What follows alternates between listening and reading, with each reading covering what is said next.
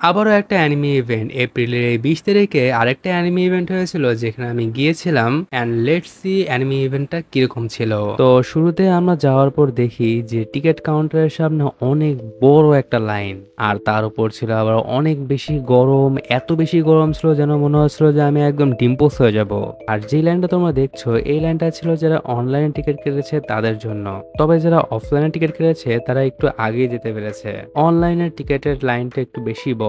তো আমি যেহেতু অনলাইনে টিকিট কেটেছিলাম তাই আমি বেশ কিছুক্ষণ লাইনে ওয়েট করার পর ফাইনালি ভিতরে ঢুকে পড়ি। ভিতরে ঢুকে দেখি তেমন অত বেশি লোক তখনও আসে নাই, কারণ আমি একদমই শুরুর টাইমে চলে গিয়েছিলাম, 12টায় এটা শুরু হয়েছে আর আমি ওই টাইমে সেখানে গিয়েছি। ভিতরে যে আবার শুনি যে বেশ কিছু এসি নাকি নষ্ট, এমনিতেই অনেক বেশি গরম ছিল, তার উপরে যদি আবার এসিতে প্রবলেম করে তাহলে জিনিসটা কেমন যে হয়ে গেল। তো তারপর দেখি অনেকে বিভিন্ন জায়গায় বিভিন্ন স্টাইলে ছবি তুলছে, আবার অনেকে আশেপাশের বিভিন্ন স্টল গুলো ঘুরে দেখছে।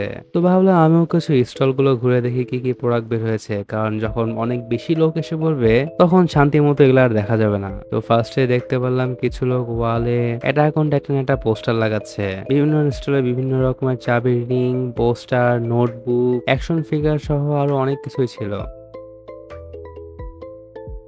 হঠাৎ করে দেখি একজন চেইনসঅ ম্যানের দেনজি সেজে আছে, সবাই ওর সাথে যে ছবি তুলছে। তো ভাবলাম আমিও যে ছবি তুলি, কিন্তু আমি যেতে না যেতেই দেনজি এমন ভাবে আমাকে অ্যাটাক করছে যে আমি আরেকটু হলে পড়েই যেতাম। তো পরে আমরা আবার কিছু স্টল করি যেখানে আমরা পোকেমনের বল দেখি, ছোট ছোট চিবি অ্যাকশন ফিগার দেখি, ওয়ান পিসের কার্ড, ওয়াইফু কার্ডস, আবার কিছু মাঙ্গা বইও। হঠাৎ করে দেখি পিছন দিয়ে বড় স্ক্রিনে অ্যানিমে ওয়াচ পার্টি শুরু হয়ে গেছে, অর্থাৎ এখানে বেশ কিছু অ্যানিমে জোস কিছু মোমেন্টস বড় স্ক্রিনে দেখাচ্ছে। জিনিসটা অনেক ভালো লাগলো, দেখার জন্য চলে গেলাম। ফার্স্টে দেখলাম ডিমন স্লেয়ারের ক্লিপ, যেটা বড় স্ক্রিনে দেখে ভালোই লাগছিল, এক কথায় অসাধারণ। তারপরে অ্যাটাক অন টাইটানের এরউইনের সেই স্পিচের সিন, একদমই রিসেন্টলি হওয়ার লুফি ভার্সেস রব লুচিয়ার ফাইট, যা এক কথায় অনেক বেশি ভালো লাগছে। Captain Levi versus beast titan, লুফিয়ার প্রথমবার গিয়ার 5 এর transformation, Yuji versus Mahito, even Mob সাইকোর সিন, যেগুলো অনেক এনজয় করেছে।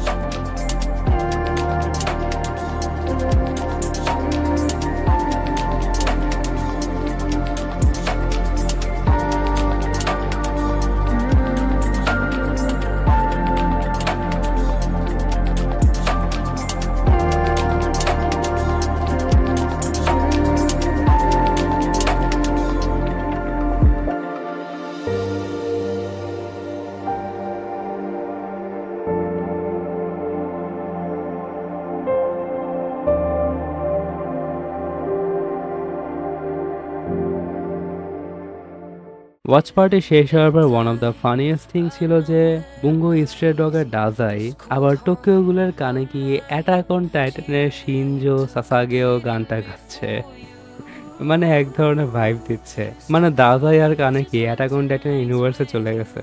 দেন সেখানে স্পেশাল গেস্ট হিসেবে আসে কাঙ্কাইয়ের রাইটার। যারা কাঙ্কাই সম্পর্কে জানো না, এটা সোর্স পাবলিকেশনের one of the best selling manga, অর্থাৎ বাংলাদেশি অথরের বানানো মাঙ্গা। তার সাথে এক ধরনের কিউএনএ সেশন হয় যেখানে আমরা তার দিক দিয়ে বিভিন্ন ধরনের অপিনিয়ন জানতে পারি। দেন শুরু হয়ে যায় গান গাওয়ার পালা, যেখানে একজন গিটার নিয়ে গান গাওয়া শুরু করে দেয়, যেখানে কেউ নিজে থেকে ইংলিশ গান গায় বা কেউ ক্যারিওকে করে জাপানি সংস।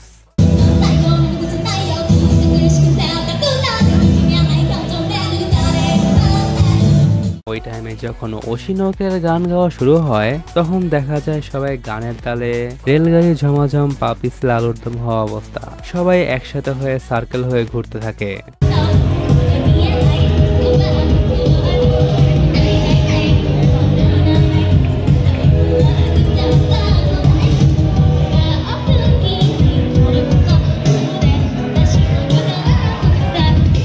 আর এতক্ষণে অনেকেই কসপ্লে করে চলে এসেছে, তো ভাবলাম চলো কিছু কসপ্লেয়ারদের সাথে ছবি তোলা যাক। Here we have a cute Otahime, female Shanks, Fubuki from One Punch Man, Buggy from One Piece, Nami with two Sanji, then we have Rin and Sasuke, Ichigo from Bleach, the beautiful female Gojo, Marin Kitagawa, Captain Kid, Howl from Howl's Moving Castle, beautiful Makima from Chainsaw Man, beautiful Tsukio from Gintama, Jessie from Pokemon, then অন্যান্য anime ইউটিউবারদের সাথেও দেখা হলো, যেখানে TJ, Banglish অ্যানিম্যান, পোকে Excel, মাশমারুম, আবার আমাদের RSK একে আকানোয়ের সাথেও দেখা হয়। আবার হিসাম টক্স অ্যাবাউট অ্যানিমে আর হিসাম ব্রো তো আছেই। মাঝখানে আবার দেখি অনেকে এই জায়গাটাকে হয়তো জিম মনে করে পুশ আপ করা শুরু করে দিচ্ছে। আই ডোন্ট নো কিভাবে এটা করা শুরু করছে, হয়তো সকাল থেকে আসছে আর পরবর্তীতে বোর হয়ে যাচ্ছিল এই জন্য করছে। এরপর আমরা বেশ কিছু কসপ্লেয়ারদের কসপ্লে পারফরমেন্স দেখি, যেটা ভালোই ছিল, খারাপ না।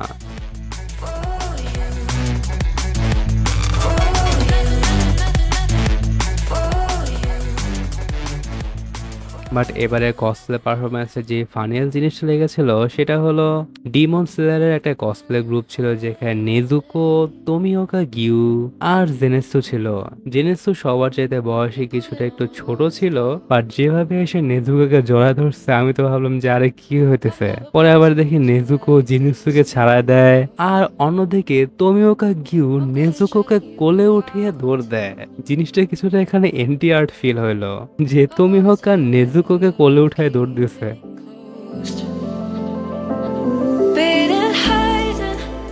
যাই হোক, কসপ্লে পারফরমেন্স শেষ হওয়ার কিছুক্ষণ পরে লাস্টলি হয় ডিজে লেজার পার্টি শো, যেখানে অ্যানিমে সংস গুলো শুনে সবাই অনেক বেশি এনজয় করে।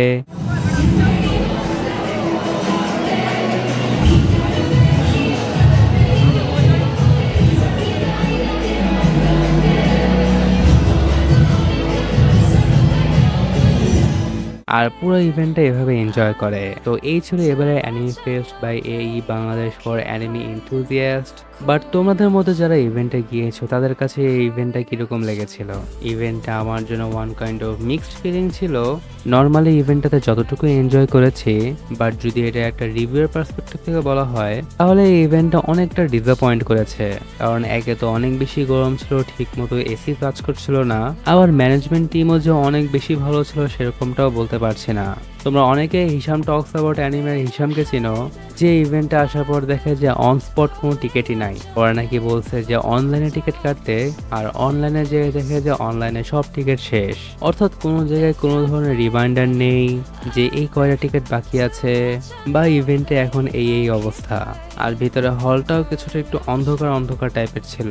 তারপর আমরা বেশ কয়েকজন মিলে হিসাম ব্রোকে ওই ইভেন্টে ঢুকাই ফেলি। বাট তোমরা যারা এই ইভেন্টে গিয়েছো তাদের কাছে কেমন লেগেছে তারা অবশ্যই কমেন্টে জানাও। আর যারা যাওনি কিন্তু এই ভিডিওটা দেখেছো তাদের কাছে এই ভিডিওটা দেখে এই ইভেন্টটা কিরকম লাগলো তাও অবশ্যই কমেন্টে জানাও। ভিডিওটি ভালো লাগলে একটা লাইক এবং তোমার বন্ধুদের সাথে শেয়ার করো। আর যদি এই চ্যানেল নতুন হয়ে থাকো তাহলে অবশ্যই সাবস্ক্রাইব করো এবং অন্যদেরও রেকমেন্ড করো, যাতে করে আমরা অনেক বড় একটা অ্যানিমে কমিউনিটি তৈরি করতে পারি। তো কথা হবে অন্য কোনো একটা ভিডিওতে। Till then take care and tata.